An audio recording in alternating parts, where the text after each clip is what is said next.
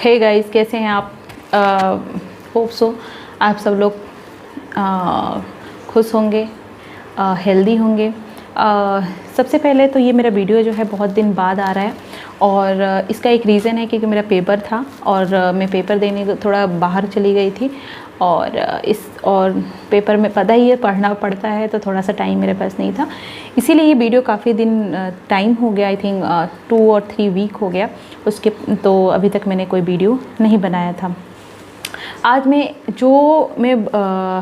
Topic है मेरा, उसको स्टार्ट करने के पहले मैं एक चीज़ बोलना चाहूँगी कि किसी की भी ये सच बोला जाता है कि आप जैसा सोचते हैं वैसा आप वो करते हैं। आपकी सोच ही आपकी पर्सनालिटी शो करता है। आपकी पर्सनालिटी पूरी आपकी थिंकिंग पे रहती है, तो जो जैसा सोचता है वो वैसा ही करता है। तो इसीलिए मुझे क्या सबको की सोच अच्छी रखनी चाहिए। अगर हमारी सोच अच्छी है तो हम काम भी अच्छा करेंगे, किसी के बारे में भी सही बोलेंगे। ये मैं इसलिए बोल रही हूँ कि अभी रिसेंट में आपने सुना होगा जो काफ़ी कंट्रोवर्शियल एक नेता हैं जिनका नाम है अधीर रंजन। उन्होंने एक स्टेटमेंट बोला था अपनी राष्ट्रपति के बारे में। राष्ट्रपति आपको पता है द्रौपदी मुर्मू जी, आज़ादी के बाद पहली कोई आदिवासी महिला जो हमारी देश की राष्ट्रपति बनी है, सेकंड महिला बनी है। और ये हमें बहुत ही गर्व होता है कि एक महिला होने के नाते कोई महिला इस पोजीशन पे जाए तो वो एक अलग ही फील होता है और लगता है कि हाँ ठीक है, हमारे में वो सारी कैपेबिलिटी है, वो सारी चीज़ है जो हम आज तक हम कैपेबल हैं कि हम कुछ भी कर सकते हैं। इसीलिए सोच बड़ी रखें। हम जो चाहे वो बन सकते हैं। हमें ये नहीं कि हम महिला हैं तो ये हम आज महिला ही सबसे ज़्यादा हर फील्ड में आप देख सकते हैं अपना नाम रोशन कर रही हैं। तो खैर मुझे जब मेरा पर्सनल मानना है कि कोई पॉलिटिक्स में महिला इतना फेमस हो, कोई लीडर इस पोजीशन पे जाए, लीडर बन के और देश को रिप्रेजेंट करे, वो एक अलग ही एहसास होता है। क्योंकि अभी भी जो पॉलिटिक्स है उसमें महिलाओं की भागीदारी अभी भी कम है।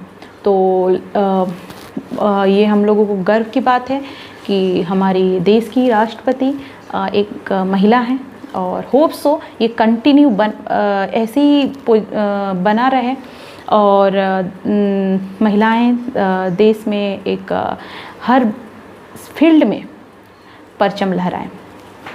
तो खैर ये जो चीज़ें हैं किसी को पचती नहीं है। उनको लगता है जो कुछ जैसे कांग्रेस की पार्टी के बोला जाए तो उनको लगता है कि एक जैसे कि उनकी सोच है परिवारवाद को आगे बढ़ाना, फैमिली के ही किसी को पोजीशन दे दो, अगर वो नहीं ले तो किसी और को देखो। तो ये फैमिली वाला सिस्टम चलता है कांग्रेस में, ये पुरानी बात है, चलते रहता है। उसी में एक बहुत ही उनके अकॉर्डिंग बहुत महान नेता हैं अधीर रंजन, जिनका काम है गलत बोलना और अपनी कंट्रोवर्शियल से जाने जाते हैं। उनकी जो स्टेटमेंट आप देखेंगे बहुत सारी चीज़ें ऐसी रहती है जिसका कोई मतलब नहीं है।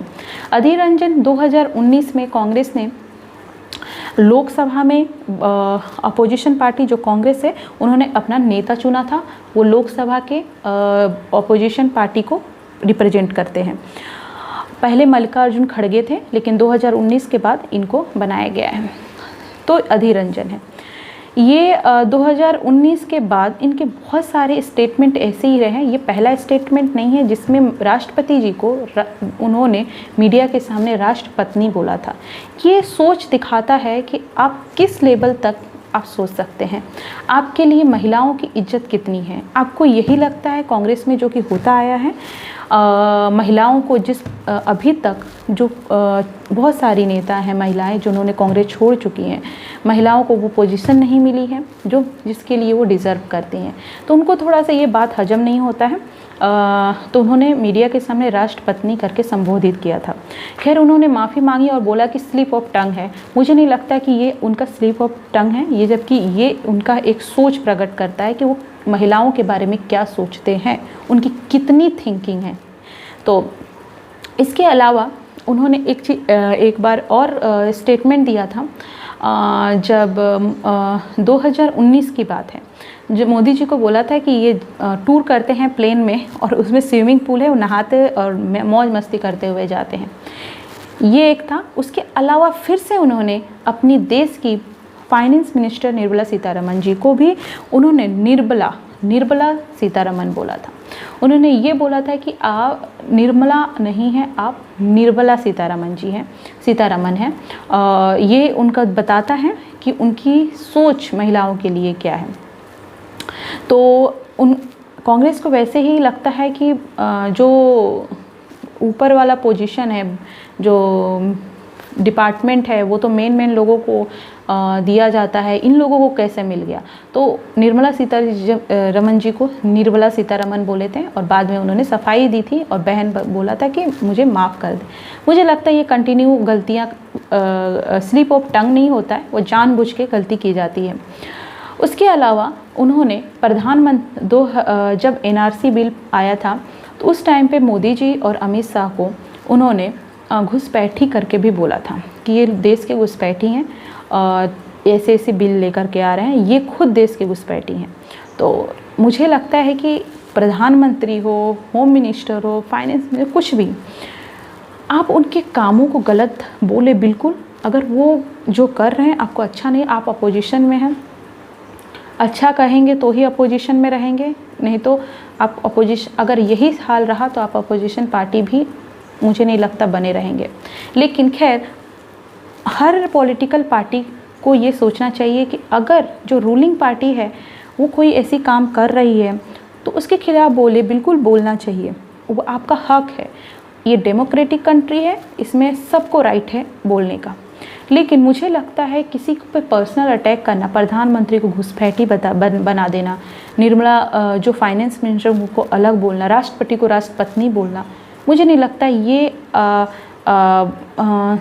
शोभा देता है कि आप अपोजिशन पार्टी के एक लीडर हैं। और मुझे लगता है कि वहाँ पे अच्छे कांग्रेस के लिए एक बड़े नेता हैं अधीर रंजन, कांग्रेस पार्टी के, तो शोभा देता है। किसी को भी मैं बोलूँ, आप उन पे पर्सनल अटैक मत कि प्रधानमंत्री किसी एक के प्रधानमंत्री नहीं, वो देश को रिप्रेजेंट कर रहे हैं। होम मिनिस्टर किसी एक के नहीं है, वो देश को रिप्रेजेंट कर रहे हैं। फाइनेंस मिनिस्टर, राष्ट्रपति कोई एक पर्सन के नहीं है, आप उनसे, वो पूरे देश को रिप्रेजेंट कर रहे हैं। तो आप उनको गलत बोलेंगे, उनके लिए गलत शब्द इस्तेमाल करेंगे, तो ये आप पब्लिक का गलत बोल रहे हैं। क्योंकि उनको तो प्रधानमंत्री हो तो ये सबको तो पीपल ने इलेक्ट करके भेजा है ना, वो ज़बरदस्ती तो नहीं गए हैं। आप उनके नीतियों को बुराई करें, उनके काम को बुराई करें। आपको लग रहा है कि महंगाई बढ़ रही है, महंगाई पे बात करें।